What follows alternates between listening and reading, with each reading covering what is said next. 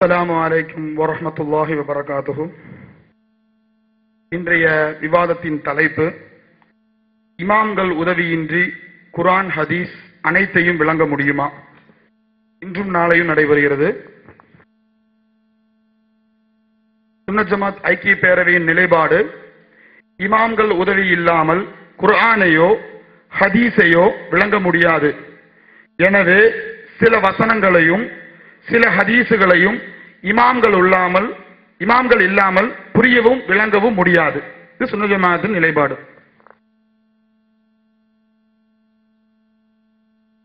தமிழ்நாடு தௌஹீத் ஜமாஅத்தின் நிலைப்பாடு, குர்ஆன் ஹதீஸ் அனைத்தையும் விளங்கிக் கொள்வதற்கு இமாம்களின் உதவி தேவையில்லை.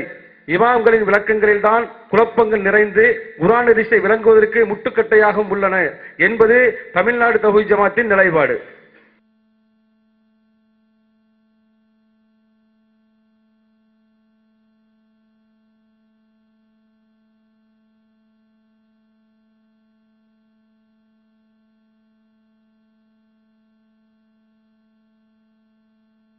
நமக்கு தான்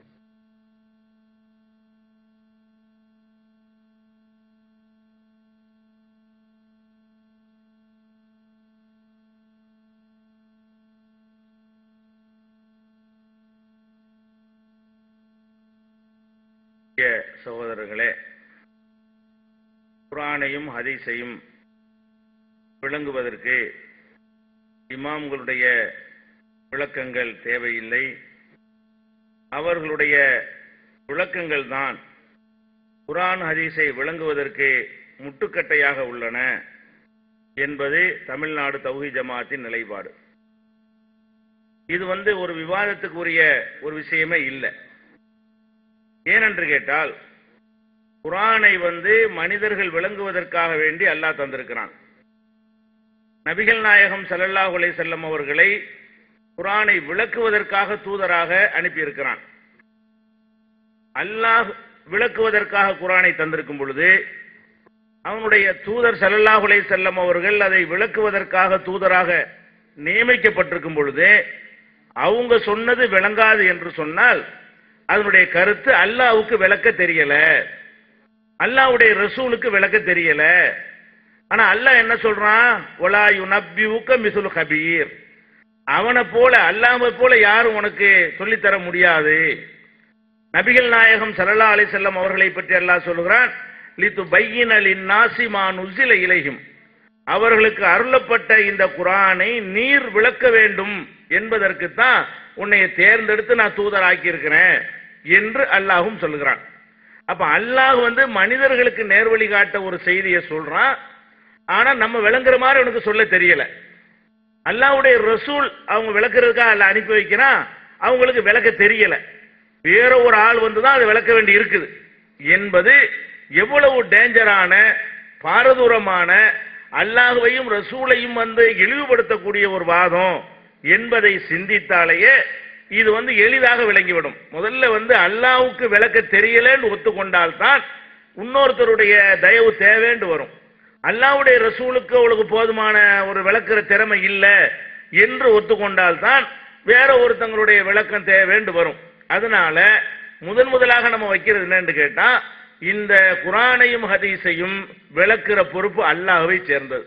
அல்லாஹ்வே ஒன்றை விளக்குவதற்கு பொறுப்பேற்றுக் கொண்டார் என்று சொன்னால் அதை வேற ஒருத்தங்களால் தான் விளக்க முடியும் என்பது பயங்கரமான குஃப்ரு, அல்லாஹ்வை மறுக்கிற, அல்லாஹ்வை நிராகரிக்கிற ஒரு தத்துவம் என்பதை முதலாக துவக்கமாக நாங்கள் வைக்கிறோம். இன்னும் நிறைய வாதங்கள் அந்த பேசிக்கான விஷயத்திற்கு இருக்கிறது. அதுக்கு இடையில இரண்டாவதாக அதுலயே குர்ஆன் ஹதீஸ் நல்ல தெளிவா தான் இருக்குது. இந்த விளக்கம் எப்ப இவங்க நுழைகிறாங்களோ இமாம்கள் சொல்லி, அவங்க விளக்கம்தான் விளங்குவதை விட்டு நம்மளை தூரப்படுத்துகிறது என்பதையும் நாங்கள் இரண்டாவது நிறுவனம்.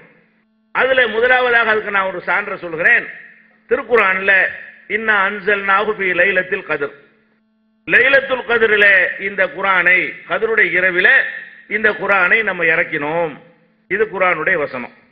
இது எல்லாருக்கும் அர்த்தத்தை சொன்னவங்க என்ன செஞ்சிருது? விளங்குகிறது. லைலத்துல் கத்ரை பற்றி நம்ம இன்னொரு இடத்துல அல்லாஹ் குர்ஆன் இறங்கினதை பற்றி சொல்லும் பொழுது, ஷஹ்ரு ரமலான் அல்லதி உன்சில பிஹில் குர்ஆன், ரமலான் மாசத்துல தான் குர்ஆன் அருளப்பட்டுச்சு மாசத்தை சொல்லும் பொழுது ரமலான் என்று சொல்கிறான், டேட்டை சொல்லும் பொழுது லைலத்துல் கத்ர் என்று அல்லாஹ் சொல்கிறான். அப்ப ரமலான்ல லைலத்துல் கத்ர் இருக்கிறது அன்றைக்கு அருளப்பட்டது, தெளிவா இருக்குதுல. இதுல யாருடைய விளக்கம் தேவையில்லை.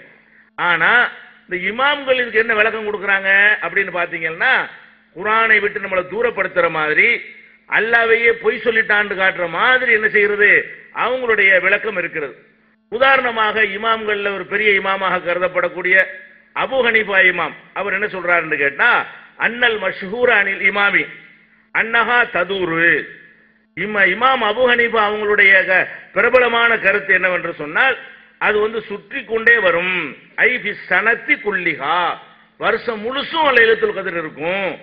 கத்தகூனு பி ரமலான் வ கத்தகூனு பி கைரிஹி, சில நாட்கள்ல ரமலான்லயும் இருக்கும், சில நாட்கள்ல வேற மாசங்கள்ல இருக்கும். அல்லாஹ் சொல்றான் ரமலான்ல லைலத்துல் கத்ர்ங்கறான். அபூ ஹனீஃபா என்ன சொல்றாருன்னு கேட்டா, ரமலான்ல இருக்கலாம், ஷவால்ல இருக்கலாம், துல்கதால இருக்கலாம், துல்ஹஜ்ல இருக்கலாம்னு எப்ப வேண்டாலும் 365 நாள்ல இருக்கலாம். 365 நாள்ல இருக்கலாம்னு லைலத்துல் கத்ர்ல இறக்கணும், ரமலான் இதுக்கு அல்லாஹ் சொல்லணும். அல்லாஹ் சொன்னது தெளிவா இருக்கிறது, இமாம்கள் சொன்னது குழப்புகிறது. இந்த இமாம்களை விளங்கிட்டான்னு ஒருத்தன் இதை எடுத்துக்கொண்டான்னு வைங்க, இந்த விளக்கத்தை அவன் இன்னான்சல்னாஹு ஃபீ லைலத்துல் கத்ர் விளங்க முடியாது. அதுக்கு மாத்தமான ஒன்றைத்தான் வழங்க முடியுமே தவிர அவன் குர்ஆனை விளங்கினவன ஆக மாட்டான். அப்ப இவங்களுடைய இந்த விளக்கத்தின் பக்கம் நம்ம போகலை என்று சொன்னால் தெளிவா விளங்கிக்கலாமா இல்லையா? அதே மாதிரி இந்த சமுதாயத்தை கெடுத்ததுல ரொம்ப முதலிடம் வகிக்கக்கூடிய ஒரு ஆளாக நம்ம போன விவாதத்தில் சொல்லி இருக்கிறோம், இப்னு அரபி என்பவன்.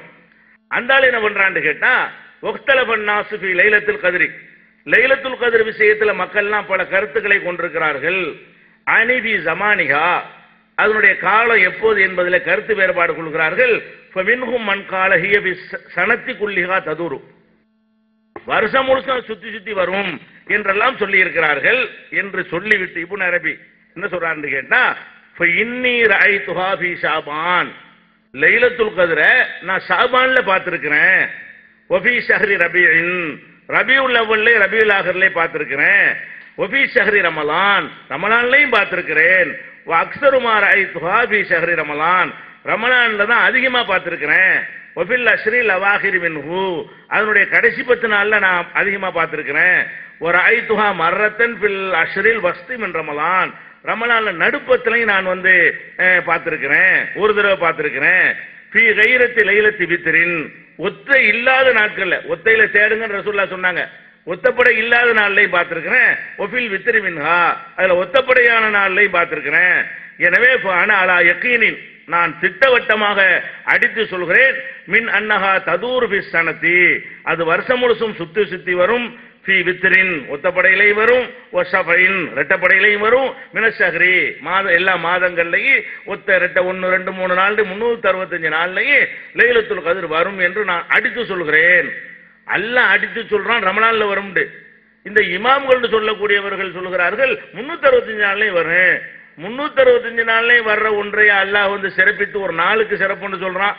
சாதாரணமான மக்களுக்கு விளங்கக்கூடிய ஒரு அறிவு கூட இல்லாமல் இப்படி எல்லாம் நினைஞ்சிருக்காங்க. லைலத்துல் கத்ர் ரமலான்ல மட்டும் ரமலான்ல வரும் அல்லாஹ் சொல்றான்ல, குர்ஆன் இறக்கணுங்கிறான்ல, அது இல்ல, ரமலான் அல்லாத 11 மாசத்துலயும் வரும். அதுல பார்த்திருக்கிறான், லைலத்துல் கத்ர் நினைச்சிருக்கிறேன், நான் பார்த்திருக்கிறேன் என்றெல்லாம் அபூ ஹனீஃபா சொன்னதாகவும் இது ரத்துல் முக்தார்ல பாகம் 2 498வது பக்கத்துல இதை சொல்லி காட்டுறாரு. இதை விட இப்படி சொல்லிட்டு போகாம இதோட பயங்கர தத்துவம் இன்னொரு ஆளு சொல்றதையும் எடுத்து போட்டிருக்கிறாங்க. இன்னா அன்ஸல்னாஹு ஃபீ லைலத்துல் கத்ர்ங்கிற அந்த சூறாவுல லைலத்துல் கத்ர்ங்கிறது 3 இடத்துல வருது.